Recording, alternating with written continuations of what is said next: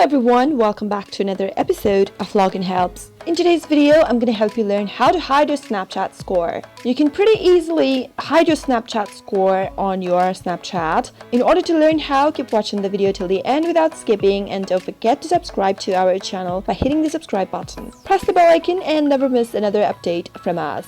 Now let's jump in. Go tap open your Snapchat application, and in order to view your Snapchat score, you'll need to go to your profile. Tap on your emoji at the upper left corner, and this will be your profile. Now, in order to see your Snapchat score, you'll be able to see it right below Snapchat name over here. That is your Snapchat score. In order to hide it from general public, you can simply go to the settings button at the upper right corner and scroll all the way down from this page under Who Can, tap on Contact Me. And if you set it to everyone, then everyone in the public will be able to see your Snapchat score if they visit your profile. But if you set it to My Friends, then only your friends will be able to see your Snapchat score, and you'll be able to hide it from public. If you want to hide your Snapchat score from your friends or a specific friend, what you can do is go scroll all the way down and tap on My Friends and select any one friend from your Snapchat list and simply block the person or remove them as a friend.